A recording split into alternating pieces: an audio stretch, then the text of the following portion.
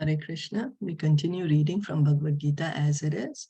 Chapter 6, Dhyan Yoga, text 6. Yesterday we read the text 5, where Lord Krishna is telling Arjuna that the mind can be your greatest friend and can also be your greatest enemy. So he said, don't degrade yourself with your mind, O Arjuna. Don't degrade it. Control your mind. Don't get into the pool of sense gratification. So reading on, text 6, Bandhur Atmat Manastasya Yenat Mevat Manajitaha Anat Manastu Shatrutve Varteta Vartetat Meva Shatruvat.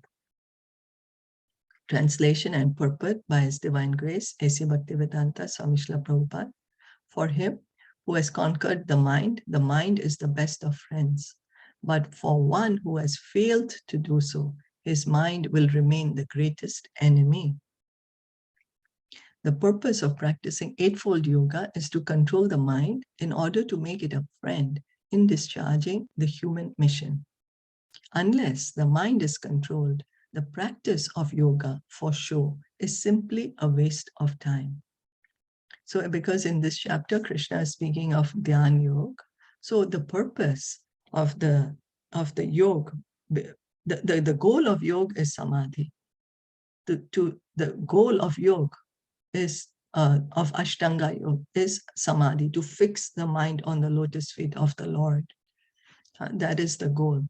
And how is it begun? By controlling mind and senses, following the yam and niyam. Yam and niyam are followed so that to regulate ourselves, so the mind and senses can easily be controlled.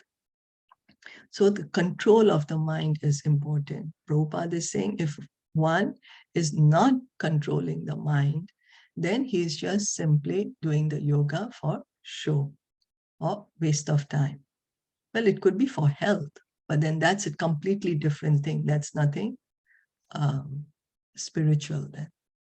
For one who cannot control his mind lives always with the greatest enemy, and thus his life and mission are spoiled. So our mind is very powerful. It's very powerful. And here Krishna is saying that if you don't control it, your mind will be your greatest enemy. But if you control it, it's your best friend. The constitutional position of the living entity is to carry out the order of the superior. That is our constitutional position, that we are eternal parts and parcels of the Supreme Lord. We have an eternal loving, transcendental loving relationship with the Supreme Lord. That is our constitutional position, to carry out the order of the Supreme Lord. As long as one's mind remains an unconquered enemy, one has to serve the dictations of lust, anger, avarice, illusion, etc. So we say, I don't want to serve the Lord. Why should I serve the Lord? Who is he? I'm the Lord myself. I'm independent. There is no Lord. Who knows?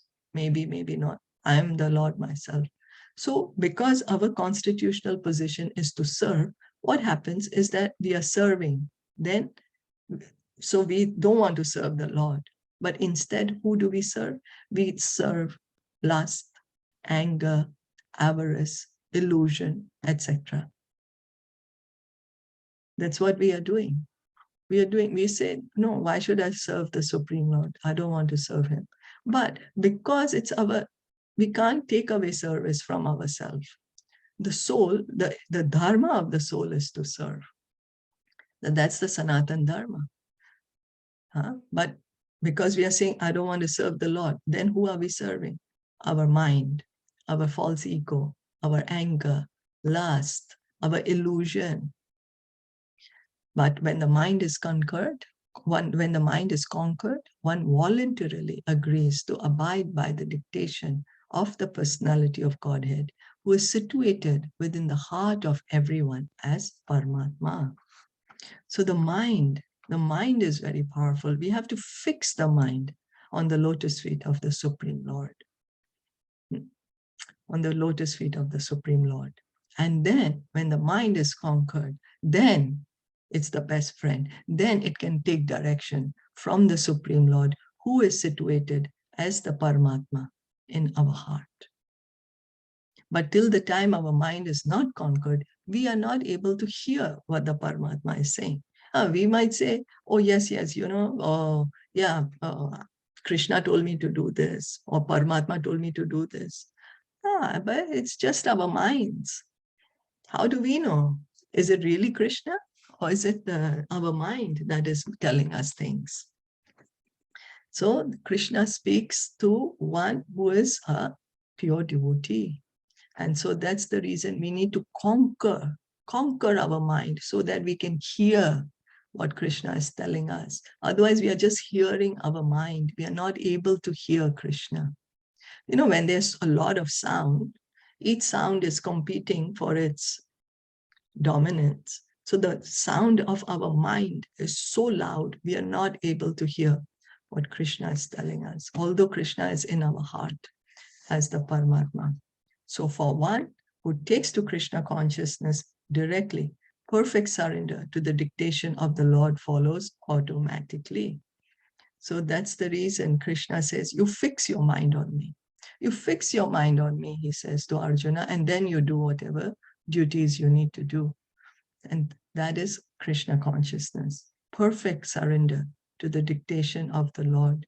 So take to Krishna consciousness. And then directly. So it's the shortest and the most perfect way. Because Krishna consciousness is the natural consciousness of every living entity. It is not artificial imposition on the mind. It is not that we have to make the mind become something it's not. No. Each and every living entity is Krishna conscious. We have just forgotten it, and we need to revive it. And that can be easily revived in this age by hearing and chanting, hearing and chanting. The more we hear and chant, the more we can revive our original Krishna consciousness. And the mind automatically will be controlled because it is fixed on Krishna. When the mind is fixed on Krishna, the mind is automatically controlled. It becomes automatically the best friend. And then the mind, it helps us to go back home, back to Godhead. So, are there any questions or comments?